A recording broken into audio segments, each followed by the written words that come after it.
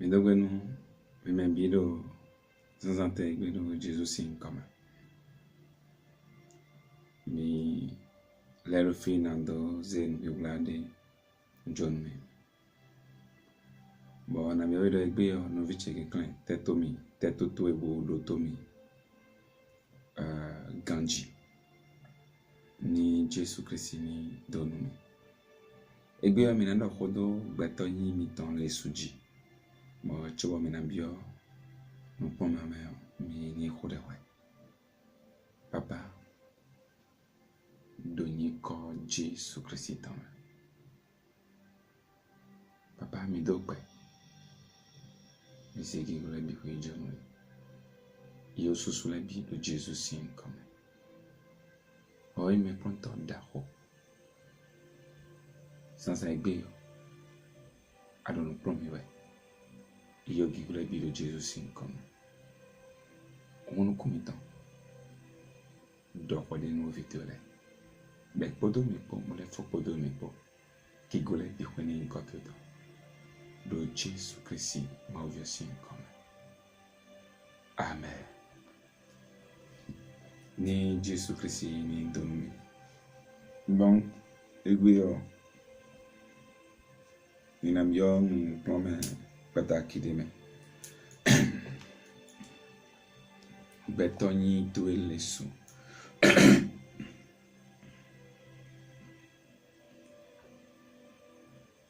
Votre être français maintenant votre être réel. Betoni tu elesu.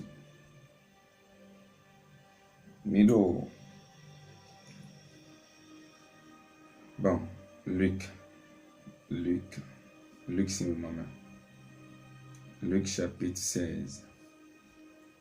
Talen jakpe mi le gbe yo. Edo hodo kuji. Odo hodo nonojo no kugudo. Ni betoku ntele nojo. E nous promet de wojijan no viche ke klen. Teto to e ganji bolotomi.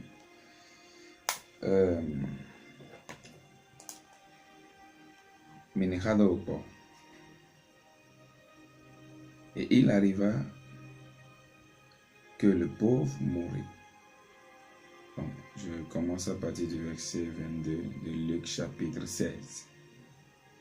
Et il arriva que le pauvre mourit et qu'il fut porté par les anges dans le sein d'Abraham.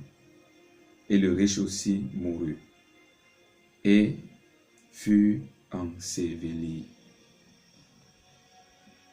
Histoire là, mi megege mi ton kanji men, we wada khore de mon jama podo mi poro zanzantin bi. Wene Jesus Christ la kma di fio edo lo pata ki de no en vuton le. Ton lo di bon mi de.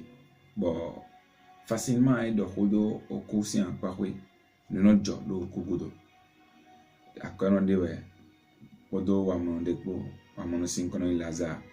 Eye o jia boyi wa mono akpa agadalo ntuton bo verset amplifié do bo kan ile chukule no dido akpa do ntuton le be wa mono town bo do gosi an hoso sin otaboji bo koin come we no do ndoro de ko koin come bo koko blido be ra kai wan mawo de kuo e dido Abraham sin comme lo won sa gun le wa boazer. Akono le soko. Ma Bible do edi. Dans mes verset 22 bon. On doit résumer mi verset aga mi na comprendre. Donc le verset 22. Et il arriva que le pauvre mourut et qu'il fut porté par les anges dans le sein d'Abraham. Et le riche aussi mourut. Il fut enseveli. Gloire à Dieu. Verset 23. Et dans le séjour des morts, il leva ses yeux et il vit Lazare au sein d'Abraham. Amen. Nos versions, nos profils, version d'Abi, ça dit et en Hadès, levant ses yeux, comme il était dans les tourments, il voit de loin Abraham et Lazare dans son sein. Mi yi beto de dovo. Beto yi mi ton edo akpakuyaton. Alindon akbaza bodo pigbopo. Donc mono finan ko embrouiller me de bois. Ni na alors qui commande me ni Jésus ni donné.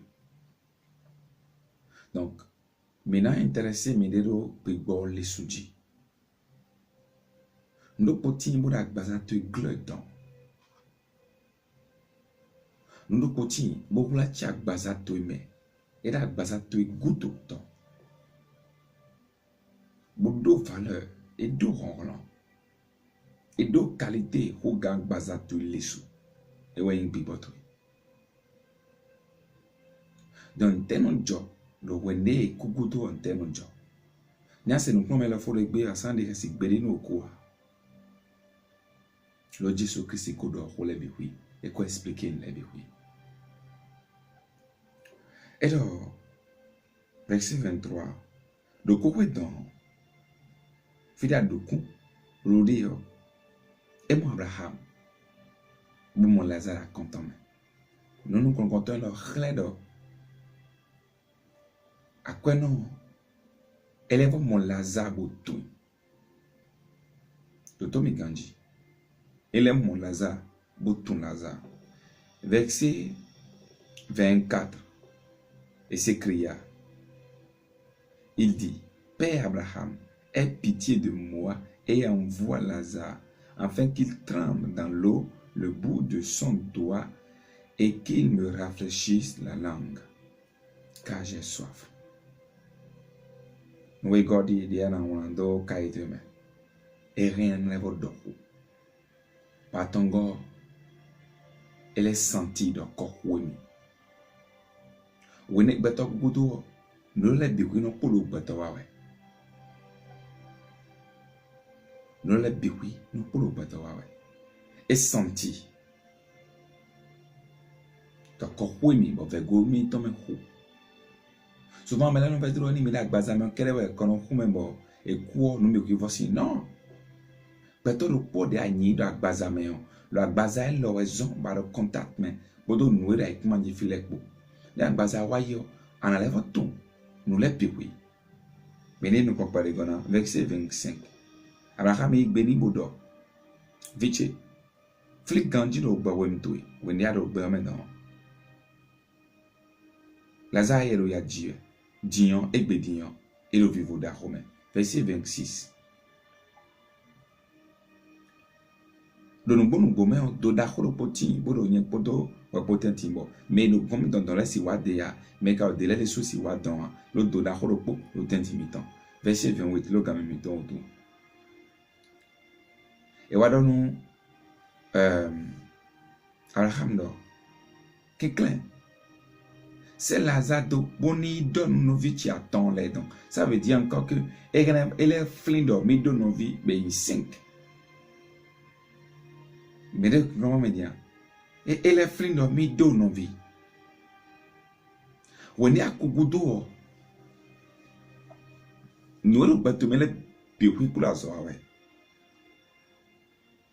no ro batumele biwi pour fi fonctionner ouais pato yinto normal da yin aporo mo yin ouais adioa pato yinto no da yin apo yin adioa ina dion agbaza aglevo dion lebi wichimo séjour des morts non maïmo Jésus Christ le dorofi bon we wula da ho de me beto yimi ton le supodo kugudopo beto yimi ton le su poto kugudopo et l'important ba mi donato et alors que clair il donne novicele